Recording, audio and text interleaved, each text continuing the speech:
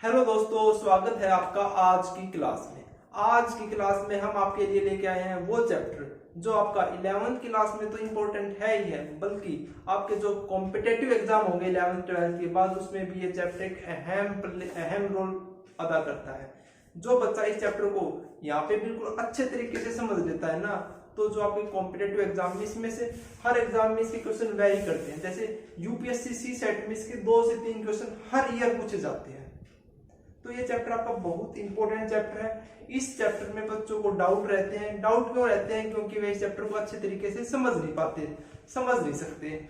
आप इस चैप्टर को बिल्कुल अच्छे तरीके से समझो ताकि आपको किसी प्रकार का कोई डाउट नहीं ना रहे। यह चैप्टर केवल आपके ऊपर डिपेंड करता है, टीचर के ऊपर डिपेंड नहीं करता। यह चैप्टर आपके ऊपर डिपेंड करता है कि आप इसको कितने अच्छे तरीके से समझते हैं। ठीक है, ये इस चैप्टर में आपको मेन चीज क्या है, आपको इसके क्वेश्चन समझ में आना चाहिए। बस आपको इसका कंसेप्ट किए बिना भी आप उन क्वेश्चंस को सॉल्व कर सकते हैं। परमुटेशन और कॉम्बिनेशन को बिना पढ़े भी आप इसके क्वेश्चन सॉल्व कर सकते हैं अगर आपको क्वेश्चन समझ में आया हो तो।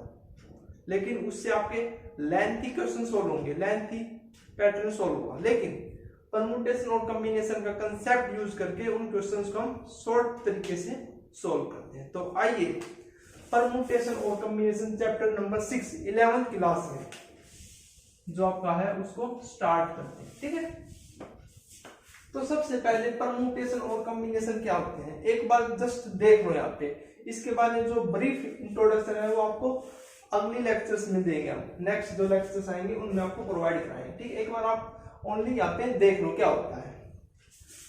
परमुटेशन क्या होता है? परमुटेशन और एक चीज होती है कॉम्बिनेशन।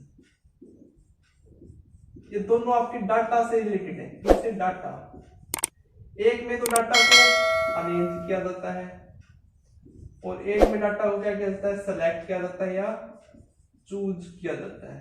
ठीक है, परमुटेशन में हम डाटा को क्या करते हैं? अरेंज करते हैं। क्या करते हैं? डाटा को अरेंज एक ऑर्डर के तहत, एक पैटर्न के तहत, एक सीक्वेंस में।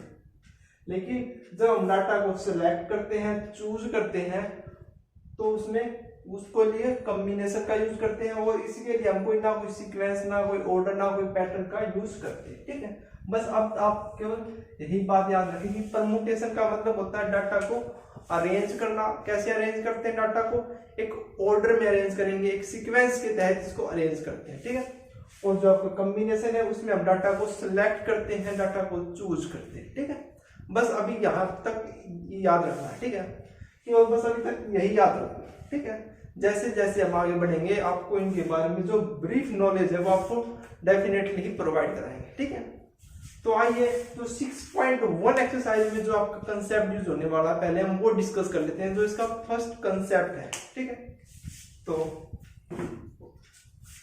वो देखो क्या है। उसके लिए आपको एक प्रिंसिपल याद होना चाहिए। प्रिंसिपल है आपका फंडामेंटल प्रिंसिपल ऑफ काउंटिंग। इस फंडामेंटल प्रिंसिपल ऑफ काउंटिंग में आपके 2 प्रकार के रूल आते हैं। इसके अंदर 2 प्रकार के और प्रिंसिपल आते हैं, जिसमें एक होता है fundamental principle of multiplication and fundamental principle of addition. तो सबसे पहले हम फंडामेंटल प्रिंसिपल ऑफ मल्टीप्लिकेशन की यहाँ पे बात करते हैं। ठीक है, किसकी बात करते हैं? फंडामेंटल प्रिंसिपल ऑफ मल्टीप्लिकेशन की। ठीक है,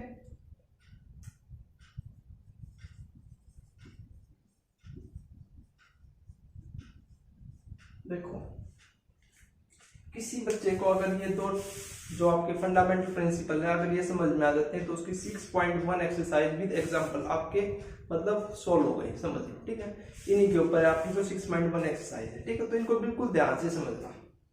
तो सबसे पहले इसकी डेफिनेशन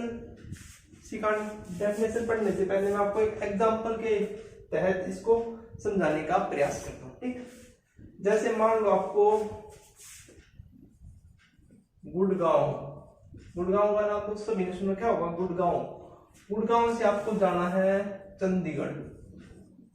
कहां पे जाना है? चंडीगढ़। ये आपका एक मान लो एक वर्क है, एक टास्क है। क्या है? गुड़गांव से चंडीगढ़ जाने आपका एक टास्क है।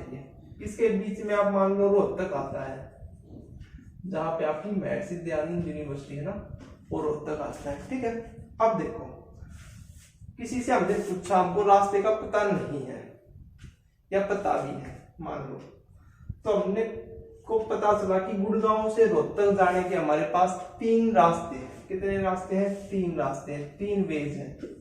3 तरीकों से हम गुड़गांव से रोहतक जा सकते हैं। और रोहतक से चंडीगढ़ जाने के हमारे पास 4 तरीके हैं मान लो। ठीक है, ऐड कर लो अब ये 4 तरीके हैं। कितने तरीके हैं? 4। गुड़गांव से रोहतक जाने के लिए हमारे पास 3 तरीके हैं और रोहतक से चंडीगढ़ जाने के लिए हमारे पास कितने तरीके हैं? 4। और जब मैंने क्वेश्चन को आपको समझाना शुरू किया उस वक्त आपको क्या बताया था कि गुड़गांव से चंडीगढ़ जाना एक हमने टास्क मान लिया है। क्या मान लिया? टास्क मान लिया है या वर्क मान लिया है? टी मान लो इसको, टास्क। ठीक है, अब गुड़गांव और चंडीगढ़ के बीच में आता है रोहतक, तो रोहतक तो जाना होगा ही डेफिनेटली। तो गुड़गांव से रोहतक एक टास्क मान लेता हूँ T1 और रोहतक से चंडीगढ़ T2 मान लेता हूँ। टास्क T1 और टास्क T2 हमने लेट मान ली, लेट कर लिए। अब मुझे गुड़गांव से चंडीगढ़ जाना है, गुड़गांव से चंडीगढ़ जाना है, तो क्या मैं इन T1 और T2 में से किसी को स्किप कर सकता हूं या मुझे दोनों में दोनों टास्क डेफिनेटली या कंपल्सरी करने ही पड़ेंगे? देखो मुझे गुड़गांव से चंडीगढ़ जाना है, बीच में आपका रोहतक आता है, रोहतक आता है। अब देखो गुड़गांव से रोहतक मैंने एक टास्क T1 मान लिया, रोहतक से चंडीगढ़ एक टास्क T2 मान लिया। अब क्या मुझे गुड़गांव से चंडीगढ़ जाने वक्त दोनों टास्क करने पड़ेंगे या मैं एक टास्क को स्किप कर सकता हूं?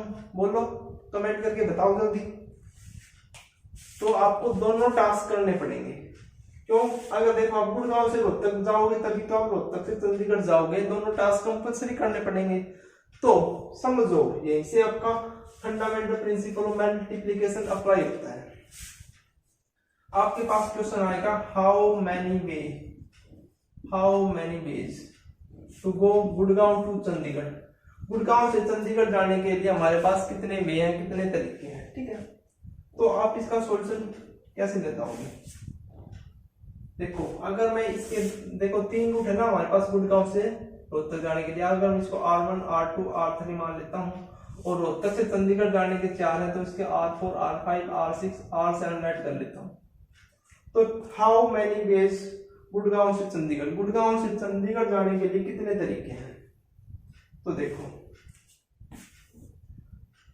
हम रूट R1 से जा सकते हैं रोहतक, फिर रोहतक से चंडीगढ़ R4 जा सकते हैं, R4 की सहायता से R1 R5 जा सकते हैं, R1 R6 जा सकते हैं, R1 R7 से जा सकते हैं। सिमिलरली R2 लें तो R2 से R4, R2 से R5, R2 से R6 एंड R2 से R7 जा सकते हैं। सिमिलरली R3 से R4, R3 से R5, R3 से R6 एंड R3 से R7। तो ये आपके टोटल कितने में आ गए? 12। इन 12 तरीकों से आप गुड़गांव से चंडीगढ़ जा सकते हैं। लेकिन अगर जब तक आपने फंडामेंटल प्रिंसिपल ऑफ मल्टीप्लिकेशन नहीं सीखा तो आप ऐसे निकालते होंगे, ऐसे निकालोगे ना। लेकिन फंडामेंटल प्रिंसिपल ऑफ मल्टीप्लिकेशन क्या कहता है कि किसी भी आप क्या कर दो, मल्टीप्लाई कर दो। 3 into 4 12 वेज। क्या कहता है फंडामेंटल प्रिंसिपल ऑफ मल्टीप्लिकेशन की इनकी मल्टीप्लाई कर दो। देखो फंडामेंटल प्रिंसिपल ऑफ मल्टीप्लिकेशन क्या कहता है, एक बार बिल्कुल ध्यान से समझो। हर क्वेश्चन में इसका यूज होने वाला है 6.1 एक्सरसाइज की में और एग्जांपल्स में। ठीक, क्या कहता है, आपके पास कोई टास्क है, उस टास्क को अगर मैं छोटे छोटे पार्ट्स में डिवाइड कर देता हूं और जो मैंने पार्ट्स डिवाइड किए हैं उस टास्क को कंप्लीट करने के लिए वे सारे पार्ट्स करना कंपल्सरी है कि हम किसी पार्ट्स को स्किप नहीं कर सकते, सारे पार्ट्स साइमल्टेनियसली करने कंपल्सरी हैं। तो वहां पे आपका क्या लगेगा, फंडामेंटल प्रिंसिपल ऑफ मल्टीप्लिकेशन। ठीक है, देखो यहाँ पे आपका ये पूरा टास्क था T, यहाँ से गुड़गांव से ये बना लिया T1 और ये हो गया T2। अब यहाँ से हमें T1 भी करना जरूरी है और T2 करना भी जरूरी है। तो यहाँ पे क्या अप्लाई हो गया, fundamental principle of multiplication. 3 route इसके 4 इसके मल्टीप्लाई कर दो, टोटल 12 बेस। ठीक है, अगर मैं इसके आपके साथ डेफिनेशन डिस्कस करूं तो वो क्या कहती है वो देखो।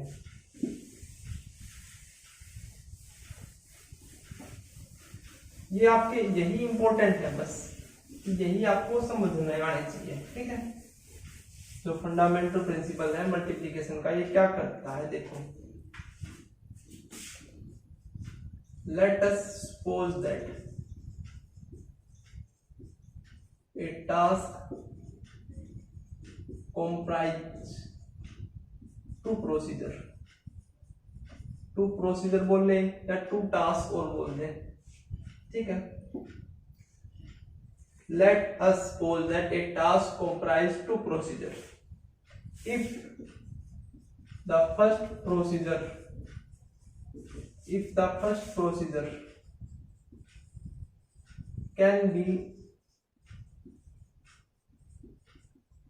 completed in m ways. If the first procedure can be completed in m ways and the second procedure can be completed in n ways only after the first procedure is done. Only after the first procedure is done. Let us suppose that a task comprises two procedures. If the first procedure can be completed in m ways and the second procedure can be completed in n ways, only after the first procedure is done, then the number of ways for completing the task is m cross n ways। m cross n ways समझ में आया? देखो, जो हमने example देखा उसी के हमने क्या बना दी डेफिनेशन। उसमें आपका एक टास्क था गुड़गांव से चंडीगढ़ जाना का, उसको हमने 2 में क्या कर दिया, डिवाइड कर दिया। उसको 3 में भी कर सकते हो, मतलब जो हमारे पास सूटेबल है उसने प्रोसीजर में उसको हम क्या कर सकते हैं, डिवाइड कर सकते हैं। और वे प्रोसीजर हमारे लिए कंपलसरी है करना, तो वहां पे क्या लगेगा आपका मल्टीप्लिकेशन प्रिंसिपल। ठीक है, तो if the first procedure can be completed in m ways, मतलब पहला जो प्रोसीजर है उसको कंप्लीट करने के लिए हमारे पास m वे है। जैसे वहां पे m कितना था आपका 3 ways, and the second procedure can be completed in n ways, और सेकंड कितना था 4 ways. Only after the first procedure, ये बहुत इंपॉर्टेंट है, ये बहुत इंपॉर्टेंट है, ये only after the first procedure is done. जब हमने फर्स्ट प्रोसीजर कर दिया तभी हमें सेकंड पे आना है। ठीक है, then the number of ways for completing the task is m multiply n ways, तो 3 into 4 that will equal to 12 ways। ठीक है, तो ये था आपका फंडामेंटल प्रिंसिपल ऑफ मल्टीप्लिकेशन। ठीक है, देखो एक बार बिल्कुल सिंपल लैंग्वेज में एक और एग्जांपल भी देख सकते हैं। जैसे आप 11th क्लास में, आप 11th क्लास में है, 11th के बाद आपको जाएंगे कॉलेज में जाना है मान लो आपको, लेकिन बीच में 12th तो आएगी। अब मैंने इसको एक दो हिस्सों में तोड़ दिया ना कि 11th के बाद 11th से 12th करनी पड़ेगी, 12th के बाद ही मैं कॉलेज में जा पाऊंगा, है ना। अब 11th से 12th में जाने के लिए हमारे पास 2 तरीके, और पास करना है हमको 11th से 12th में पास करना है। 11th को पास करेंगे तभी तो 12th में आएंगे, और 12th को पास करेंगे तभी कॉलेज में जा पाएंगे। तो 11th को मैं पास करने के लिए हमारे पास स्कूल में जाना पड़ेगा, है ना। वो स्कूल आपके या तो सरकारी हो सकते हैं या प्राइवेट हो सकते हैं। तो 2 तरीकों से हम 11th क्लास कर सकते हैं, सरकारी स्कूल में जाके या प्राइवेट संस्था में जाके। और 12th के बाद कॉलेज में, मतलब यहाँ पे आप देखो 2 वेज दिख रहे हो, 2 तरीके हैं ना 12th में जाने के, या तो सरकारी स्कूल में पढ़ के जाएंगे या प्राइवेट स्कूल में। ओनली आप एग्जाम्पल समझ लो यहाँ पे बस। 12th से कॉलेज में जाओगे तो कॉलेज में जाएंगे, जैसे आपके पास जो 12th में आपकी मेरिट आएगी, जो मतलब मार्क्स आएंगे, उस मेरिट बेस पे आप कॉलेज में एडमिशन ले सकते हैं। एंट्रेंस एग्जाम के ऊपर, एंट्रेंस आपका एग्जाम होगा, उसके ऊपर आप कॉलेज में एडमिशन ले सकते हैं, या फिर कुछ और करके तिकड़म तुकड़म चला के भी आप पहचान का रिकॉग्नाइजेशन का फायदा उठाकर भी आप क्या ले सकते हो, एडमिशन ले सकते हो कॉलेज में। तो 2 into 3 कितने आ गए, 6 पेज दोनों को भी ये भी आपको करना कंप्लीट है और ये भी आपको करना क्या है, कंप्लीट। तो यही बात समझो, जब आप किसी टास्क को छोटे छोटे मतलब छोटे या बड़े जितने भी हिस्सों में तोड़ते हो और वे पार्ट्स करने आपको उस टास्क के लिए कंपलसरी है, तो वहां पे आपका क्या लगेगा, फंडामेंटल प्रिंसिपल ऑफ मल्टीप्लिकेशन। ठीक है, या आप ये मत समझना कि वेज में लगेगा। आप कोई नंबर फॉर्म करेंगे, आप कोई लेटर बनाएंगे, उनमें भी आपको ये याद रखना। ये केवल वेज या रोड वाले क्वेश्चन आएंगे या कुछ भी आ सकता है, उसमें आपको ये अप्लाई करके देना। कुछ भी टास्क दे सकता है, जैसे कि आपके पास की 4 डिजिट का इवन नंबर बनाओ, 4 डिजिट का ऑड नंबर बनाओ, कुछ भी टास्क आपके पास दे सकता है। ठीक है, आपको याद क्या रखना है कि उस टास्क को आप डिवाइड करो और डिवाइड करके अगर वे जो आपके डिवीजन है, जो पार्ट्स है, उनको करना कंपलसरी है, तो आपका एडिशन, तो आपका वहां पे क्या लगेगा, मल्टीप्लिकेशन रूल लगेगा। ठीक है, अब एडिशन रूल कहां पे अप्लाई होगा वो देखो, इसको नोट डाउन कर लो। ठीक है, और जो ये लास्ट टाइम बोला, only after the first provision, this is very important. ठीक है,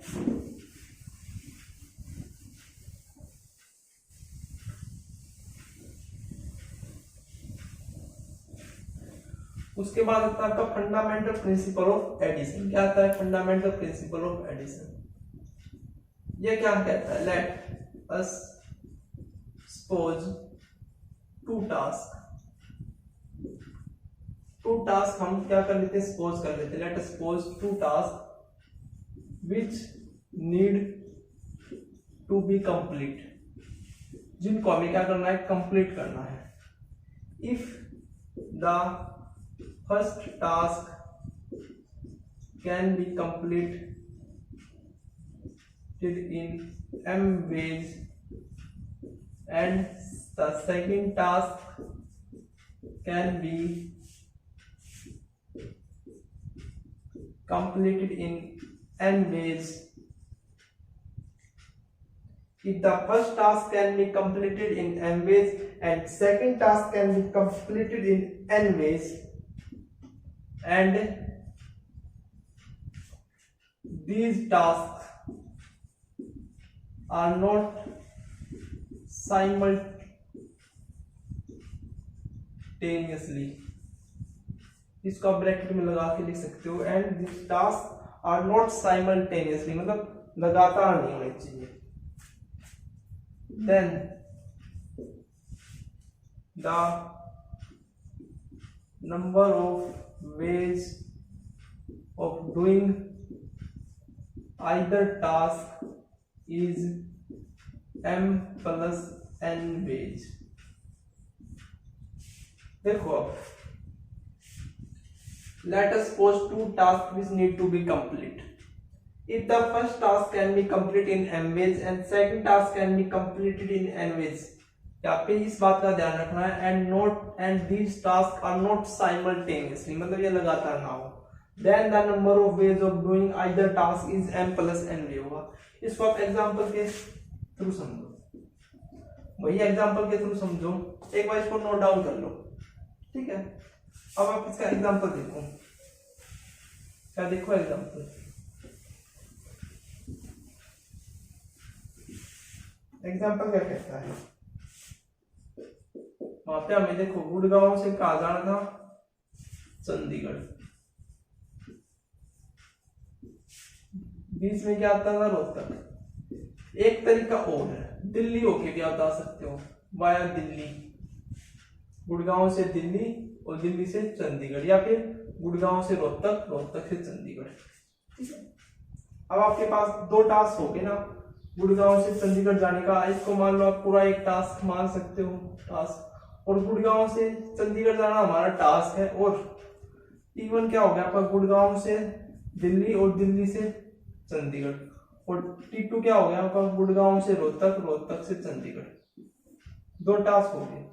अब मान लो गुड़गांव से चंडीगढ़ वाया दिल्ली होते हुए जाने के हमारे पास कितने वे हैं, 3 तरीके हैं, और गुड़गांव से चंडीगढ़ जाते हैं वाया रोहतक, तो हमारे पास कितने तरीके हैं, 4 वे हैं। 4 तरीकों से हम जा सकते हैं, मतलब और 4 रास्ते हैं वो रोहतक की तरफ होते जाते वक्त, ठीक है। तो आप बताओ हाउ मैनी वेज, कितने तरीकों से हम चंडीगढ़ जा सकते हैं गुड़गांव से। अब देखो टास्क T1 में कितने हैं, 3 वेज, इसमें कितने हैं, 4 वेज। अब देखो जो मल्टीप्लिकेशन का जो हमने प्रिंसिपल देखा है उसमें क्या कहता है कि एक टास्क है उसको हमने छोटे पार्ट में डिवाइड कर लिया, वे दोनों टास्क हमको करने कंप्लीटेड है तभी आपका मल्टीप्लिकेशन रूल लग जाएगा। लेकिन एडिशन में अब देखो ये पूरा टास्क है, इसको हमने 2 हिस्सों में तोड़ लिया, T1 और T2 में। क्या अब मुझे गुड़गांव से चंडीगढ़ जाने के लिए दोनों टास्क करने जरूरी है? क्या मुझे गुड़गांव से चंडीगढ़ जाने के लिए ये दोनों तरीके अपनाने जरूरी हैं? नहीं, दोनों टास्क करने जरूरी नहीं है। कोई भी एक टास्क की सहायता से मैं गुड़गांव और रोहतक चंडीगढ़ जा सकता हूँ, या फिर मैं गुड़गांव से दिल्ली और दिल्ली से चंडीगढ़ जा सकता हूँ। किसी भी एक रूट से मैं जा सकता हूँ, वाया रोहतक से जा सकता हूँ या वाया दिल्ली से जा सकता हूँ। दोनों रूट मुझे करने की कोई जरूरत नहीं है। तो ऐसे क्वेश्चन में आपका क्या लगेगा, फंडामेंटल प्रिंसिपल ऑफ एडिशन। तो टोटल नंबर ऑफ वेज कितने आएंगे, 3 ways plus 4 ways equal to 7 ways. इसमें क्या होगा, आपका एडिशन होगा, ठीक है। 3 तरीके ये और 4 में कितने तरीकों से हम वहां पे जा सकते हैं चंडीगढ़, 7 तरीकों से, ठीक है। तो समझो क्वेश्चन को, और क्वेश्चन को समझो, और इसके जो एडिशन और मल्टीप्लीकेशन कहाँ कहाँ पे अप्लाई होगा ये भी ध्यान से समझना, ठीक है। मोस्टली क्वेश्चन में तो आपका मल्टीप्लाई यूज होगा, मल्टीप्लीकेशन रूल वाला, ठीक है। तो आइए अब हम एक्सरसाइज के क्वेश्चन डिस्कस करते हैं, ठीक है। अगर मैं एक बार फिर से आपको ब्रीफली बिल्कुल सिंपल लैंग्वेज में समझाना चाहूँ, क्या कहता है फंडामेंटल प्रिंसिपल ऑफ मल्टीप्लिकेशन। यदि आपके पास एक टास्क है, उस टास्क को हम छोटे छोटे हिस्सों में क्या कर लेते हैं, डिवाइड कर लेते हैं। अगर उस टास्क को कंप्लीट करने के लिए वे जो छोटे छोटे हिस्से हमने किए हैं वे भी करना अगर कंपलसरी है, तो वहां पे आपका मल्टीप्लिकेशन रूल लगेगा, ठीक है। अगर वे टास्क जो हम कंप्लीट, और एडिशन में क्या है कि जो हमने जो वे पार्ट करे हैं उनमें से वे पार्ट करने सारे जरूरी नहीं है, क्या सारे जरूरी नहीं है, तो वहां पे क्या लगेगा, आपका एडिशन रूल, ठीक है। ये आपको खुद सोचना पड़ेगा ये, ठीक है। मोस्टली क्वेश्चन में जहां पे आपका और या आइदर आएगा ना, वहां पे तो आपका क्या लगेगा, एडिशन रूल। और जहां पे आपका एंड आएगा ना, कंडीशन में एंड गिवन होंगे, कंडीशंस गिवन होंगे ना, उनमें कह रहा हूं मैं एंड या और, तो वहां पे क्या लगेगा, आपका मल्टीप्लिकेशन रूल। ये आपका देख लेना, ठीक है। जहां पे आपका और या आइदर आएगा मोस्टली केसेस में एडिशन रूल लगेगा, और एंड आएगा वहां पे मल्टीप्लिकेशन, ठीक है। तो चलिए आज हम एग्जांपल करते हैं इस एक्सरसाइज के, 6.1 जो आपका चैप्टर है 6.1 एक्सरसाइज से पहले जो आपके एग्जांपल्स हैं वो हम डिस्कस करते हैं, ठीक है।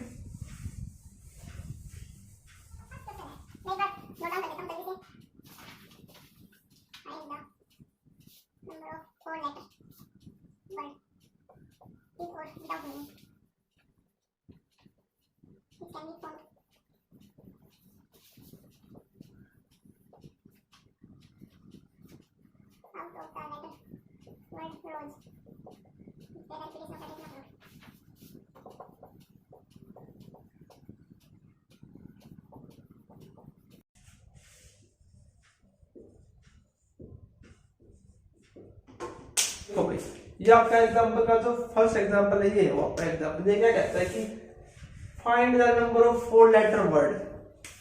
4 लेटर वर्ड का हमें एक ऐसा नंबर फाइंड करना है, विद और विदाउट मीनिंग, जिसका मीनिंग बनो या ना बनो, which can be formed out, जो बनेगा, of the letter word, rose word के लेटर से, जो वर्ड रोज है इनके लेटर से वो 4 अक्षर का जो नंबर है वो बनेगा।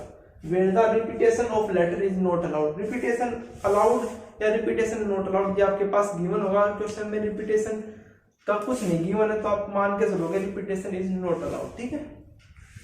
तो यहाँ पे जो रखा है repetition of letter is not allowed, मतलब एक बार एक प्लेस पे अगर एक लेटर आ गया तो वो लेटर दूसरे प्लेस पे नहीं आएगा, ठीक है। देखो लाइन 2 लाइन का क्वेश्चन है, वो इसका सॉल्यूशन बिल्कुल एक लाइन में आ जाएगा। अगर आप देखो रोज ROSC, जो ये 4 लेटर है ROSC, इन 4 वर्ड की सहायता से, इन 4 लेटर की सहायता से हमें एक ऐसा 4 नंबर का 4 लेटर वर्ड का नंबर हमें क्रिएट करना है। ठीक, अब देखो मतलब 4 डिजिट, 4 ये है 4, ये हमको एक ऐसा नंबर बनाना, मतलब 1 2 3 4 डिजिट्स का 4 डिजिट आएगा ना 4 लेटर वर्ड इनकी सहायता से। अब देखो इस प्लेस को या इस प्लेस को, किसी प्लेस को बोल लो, तो जब आपका लेटर है तो फर्स्ट प्लेस इसको मान लो या इसको मान लो, लेकिन जब आपके न्यूमेरिकल होंगे ना, न्यूमेरिक वैल्यू होंगे तो आप राइट हैंड साइड से ही मानना। ठीक है, यूनिट प्लेस क्योंकि वहां से होती है। ठीक है, अब अगर मैं यहां से बात करूं कि number of veg, number of veg लिखूं या मैं सीधा लिख दूं, इसको आप फर्स्ट प्लेस मान लो, इसको सेकंड प्लेस, इसको थर्ड प्लेस, इसको fourth place. The first place can be field, जो फर्स्ट प्लेस है उसको हम कैसे फिल कर सकते हैं, इन 4 लेटर्स में से कोई भी लेटर आ जाए, है ना, इन 4 लेटर्स में से कोई भी लेटर आ जाए तो हम उसमें रख सकते हैं 4, तो हमारे पास 4 आ गया। The first place can be filled इन 4 में, 4 तरीकों से हम क्या कर सकते हैं, यहाँ पे फर्स्ट प्लेस को फिल कर सकते हैं। Similarly the second place can be filled इन, अब हमारे पास कितने लेटर बच गए, मान लो यहाँ पे ई आ गया, ई आ गया यहाँ पे, अब हमारे पास 3 लेटर बच गए। अब इन तीनों में से यहाँ पे सेकंड प्लेस पे कोई एक आएगा तो हमारे पास 3 वेज है बढ़ने के। सिमिलरली थर्ड प्लेस को बढ़ने के लिए हमारे पास 2 वेज होंगे और फोर्थ प्लेस को बढ़ने के लिए हमारे पास 1 वे होगा। अब देखो आपको यहाँ पे कैसे पता चलेगा कि यहाँ पे एडिशन रूल लगेगा या मल्टीप्लिकेशन रूल लगेगा, है ना। अब देखो, अब समझ लो टास्क क्या है आपके पास, एक 4 लेटर का वर्ड, 4 नंबर का हमको एक वर्ड क्रिएट करना है, क्रिएट करना है, क्या करना है, क्रिएट करना है 4 नंबर का with the help of this word, this letter ROSE के लेटर की सहायता से। तो 4 नंबर का तो इसको डिवाइड कर लो 4 में, ऐसे 4 पार्ट्स में डिवाइड कर दिया हमने, है ना। अब फर्स्ट प्लेस को बढ़ने के लिए हमारे पास 4 तरीके, सेकंड को, थर्ड, इसको 2, इसको 1 हमने डिस्कस कर लिए। अब क्या मैं इनमें से किसी टास्क को, किसी में से किसी पार्ट को क्या मैं स्किप कर सकता हूं, अब मैं इसको स्किप कर दूं तो क्या आपका 4 नंबर का वर्ड बनेगा, नहीं बनेगा। तो यही आपको समझने की बात है। आपको जो फंडामेंटल प्रिंसिपल मल्टीप्लिकेशन का बताया था, क्योंकि आपको टास्क करना है, वो जो उसके पार्ट बनेंगे अगर वे कंपलसरी होंगे तो आपका क्या लगेगा, मल्टीप्लिकेशन। तो यहाँ पे क्या है, कंपलसरी, तो यहाँ लगा दो मल्टीप्लिकेशन, 4 × 3 × 2 × 1, 12 × 2 24 वेज, कितने 24 वेज, 24 तरीकों से आप एक ऐसा नंबर क्या कर सकते हैं, क्रिएट कर सकते हैं, फॉर्म कर सकते हैं। ठीक है, बिल्कुल इजी क्वेश्चन है, क्वेश्चन को समझो ध्यान से। ठीक है, तो चलिए नेक्स्ट क्वेश्चन देखते हैं। ठीक है,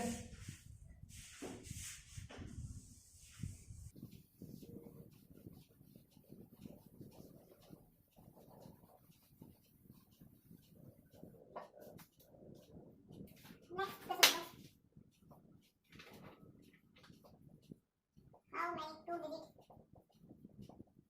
even number can be formed from the digits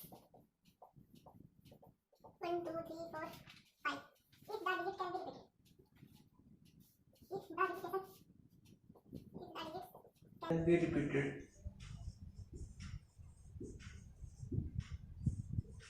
देखो भैया क्वेश्चन क्या है कि how many 2 digit even number, 2 digit का even number can be form using the digit 1 2 3 4 5 if the digit can be repeated. Question समझो बिल्कुल ध्यान से, हमें इवन नंबर का 2 डिजिट मतलब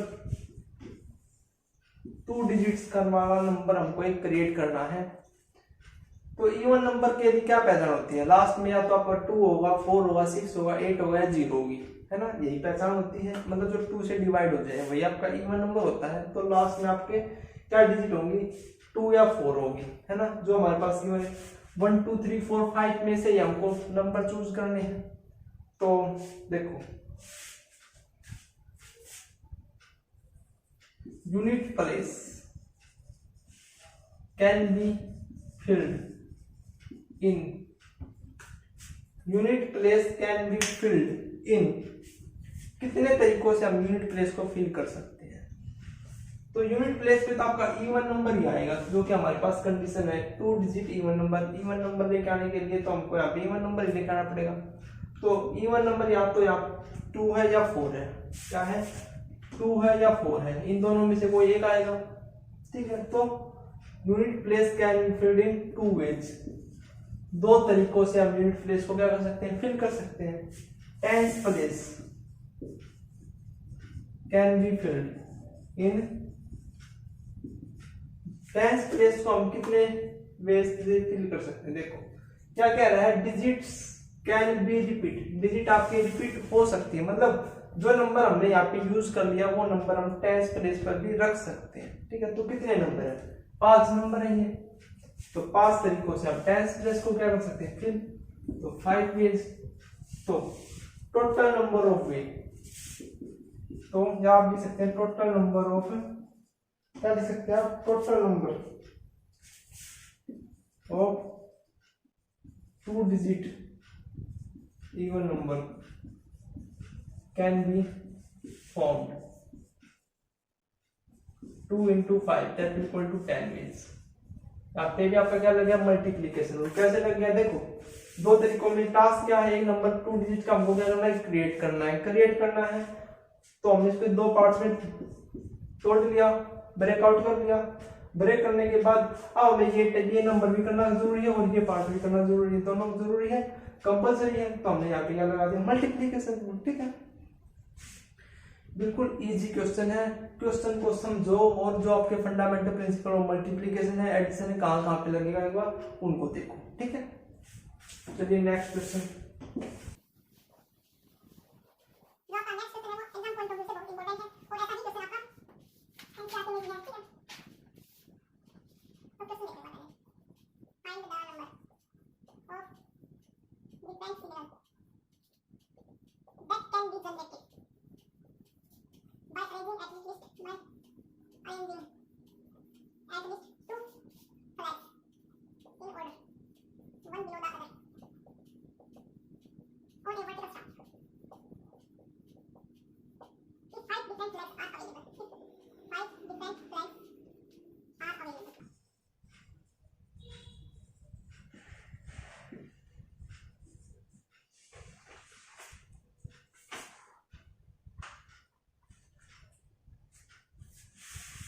देखो भी क्वेश्चन को, ये इंपॉर्टेंट क्वेश्चन है, एग्जाम में आ चुका है पहले भी, ठीक है।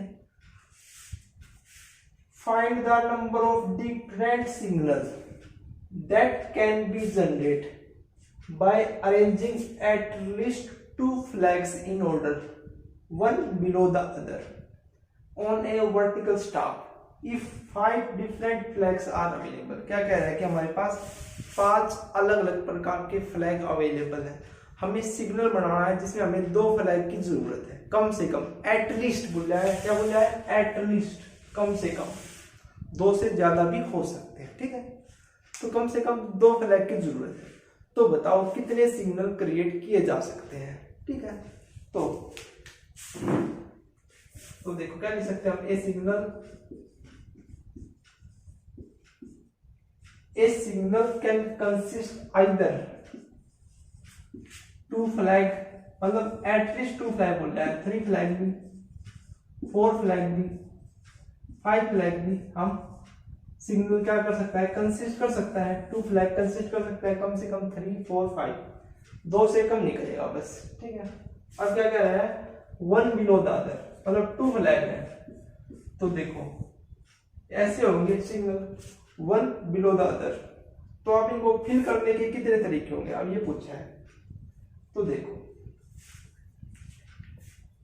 जब आपके पास गिवन नहीं है, रिपीटेशन अलाउ है या नहीं है, तो आप क्या मान के चलोगे, रिपीटेशन नॉट अलाउड है। तो देखो अगर मैं इसको, जो आपका ऊपर वाला है हिस्सा, अगर मैं इसको बदलना चाहूं तो कितने तरीकों से मैं इसको कलर दूंगा, जो 5 डिफरेंट फ्लैग आर अवेलेबल है, 5 डिफरेंट कलर के जो फ्लैग अवेलेबल है, तो इनमें से 5 फ्लैग में से कोई भी एक फ्लैग आ सकता है यहाँ पे, और जो यहाँ पे बच गया सेकंड प्लेस के ऊपर कौन सा जाएगा वो।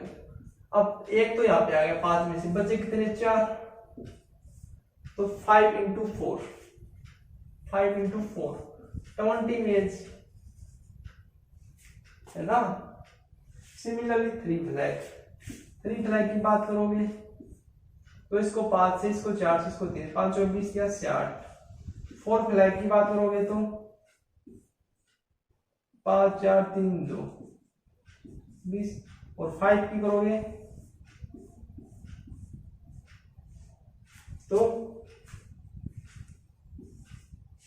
तो भी कितना आएगा आपको 120। अब क्या पूछा है, total number of different signal that can be generated. तो टोटल नंबर ऑफ सिग्नल कितने जनरेट कर सकते हैं हम, टोटल नंबर ऑफ सिग्नल कितने होंगे, इनको हमको ऐड करना पड़ेगा। 20 प्लस 60 प्लस 120 प्लस 120, तो that will equal to 320। 320 signal हम ऐसे क्रिएट कर सकते हैं with the help of 5 different flag. Question था आपके पास कि हमारे पास 5 डिफरेंट फ्लैग हैं, जिसमें से हमें 2 फ्लैग कम से कम एक सिग्नल को क्रिएट करने के लिए जरूरत पड़ती है। तो कितने सिग्नल हम ऐसे क्रिएट कर सकते हैं, दिस इज योर क्वेश्चन। तो देखो आपके जो सिग्नल में या तो 2 फ्लैग आ सकते हैं, 3 आ सकते हैं, 4 आ सकते हैं, या 5 आ सकते हैं। अगर आपके सिग्नल में 2 फ्लैग है तो उसको अरेंज कैसे अरेंज करेंगे, जो ऊपर वाले में 5 में से कोई एक आएगा और नीचे वाले में से 4 में से कोई एक आएगा, क्योंकि रिपीटेशन अलाउड नहीं है। तो अब यहाँ पे मल्टीप्लाई होगी, क्यों मल्टीप्लाई होगी, मान लो एक टास्क है, हमें एक सिग्नल क्रिएट करना है, उस सिग्नल में हमको 2 फ्लैग लेने हैं, तो 2 में हमने ब्रेक कर दिया। अब दोनों हमको कंपलसरी करने हैं ना, तो कंपलसरी के लिए आपको क्या करना पड़ेगा, मल्टीप्लिकेशन रूल यूज करना पड़ेगा।